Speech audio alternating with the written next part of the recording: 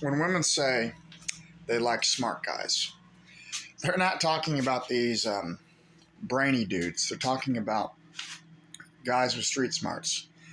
But the guys that they pick are good-looking guys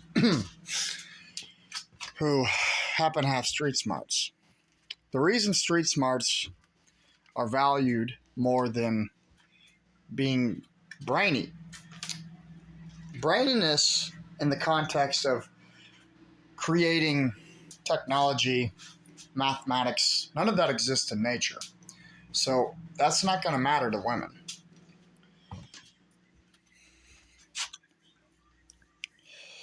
The only thing that matters is survival skills.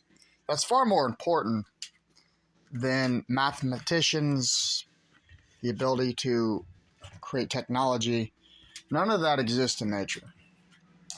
And so when women see a dude they find unappealing, even if the dude has an awareness on life, knowledge of how things work, it doesn't matter. And to her, you're just, Riri. You could have a high IQ, but it doesn't matter. If she doesn't like the way you look, doesn't matter what you say, what you do, to her, you are a Riri. It's not that you did anything personal. It's you are not her cup of tea. I had to learn that you don't hate people on the basis of character. You hate people on the basis of physical characteristics. It's something that's really hard to accept for me. I mean, I have accepted it, but at the same time, when you really accept something, not just like outwardly, but inwardly, some people are able to let it go and accept it completely and no longer have any pain. Just kind of be indifferent about it. But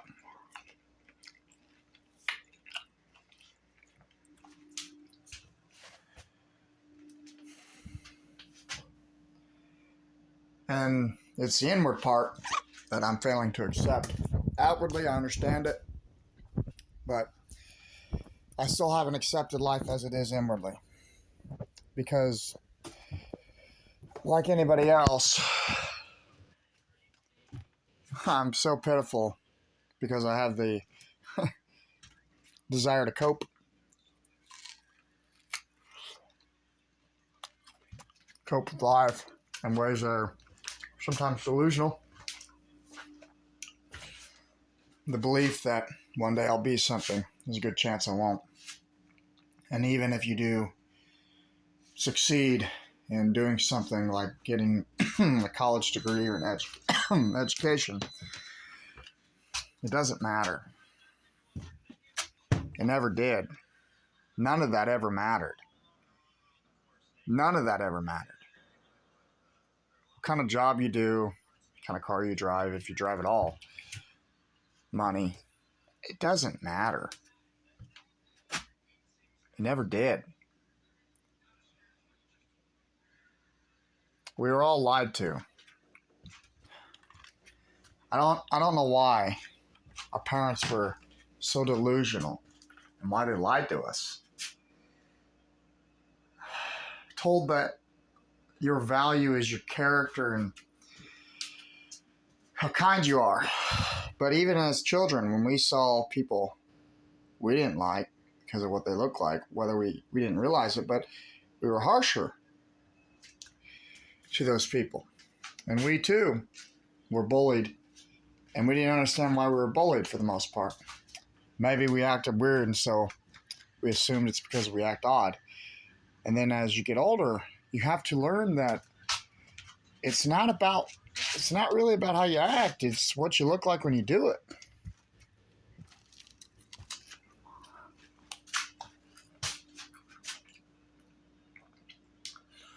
Many people delete and end it. I can't do that. Besides that, people don't care anyway. They don't care if you delete or if you exist. Either way, they're indifferent to it. I mean, if you did, they would probably be really happy about it. Some of them would virtue signal. There was a case, this young kid, he was morbidly obese. He really couldn't help it, I don't believe. Anyway, he was bullied and bullied and bullied. This was near my location. And he couldn't handle it anymore. And he committed self-deletion.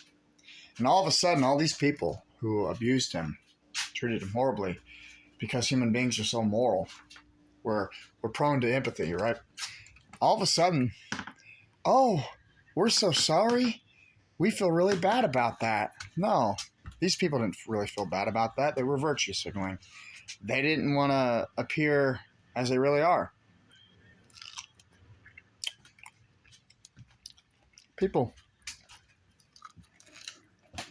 talk about how good they are.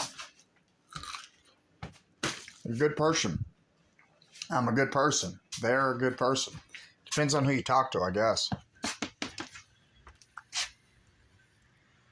It's all it depends on. Some people are nice to certain individuals, and to those people, they're good people. Meanwhile, the very same nice people are cruel to other people. Nice is subjective. You're nice to some people, and you're abusive to others.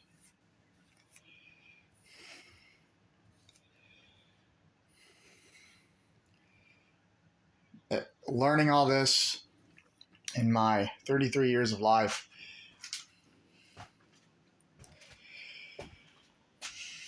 it's hard to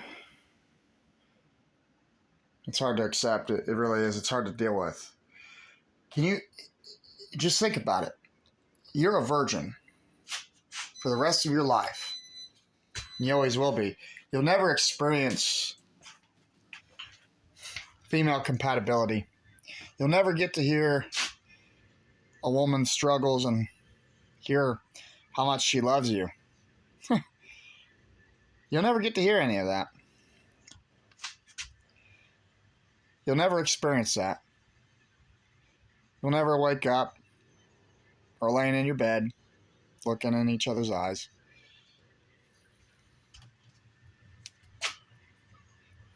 Nope. Instead, the only thing you experience is their hatred. And not just women, people in general. And if you make some friends, they won't be real. They'll never be genuine. They'll talk bad about you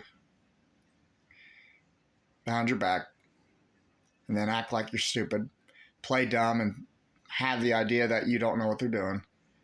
When you're ugly, you'll be treated horribly. What's even worse is realizing there is no brotherhood even in the Inkwell community, because human beings are always at odds with each other. All of us. I would like to believe that there could be world peace. But there won't. There won't. There never will be. Even in society, we kill each other. Even if it's not physical killing, we still kill each other. We hate each other for something beyond our control. Ugly people hate other ugly people. Men mog other men. Women mog other women. We all mog each other. You realize that even if there was a God, this God set up things in such a way that humans will never truly be connected with each other.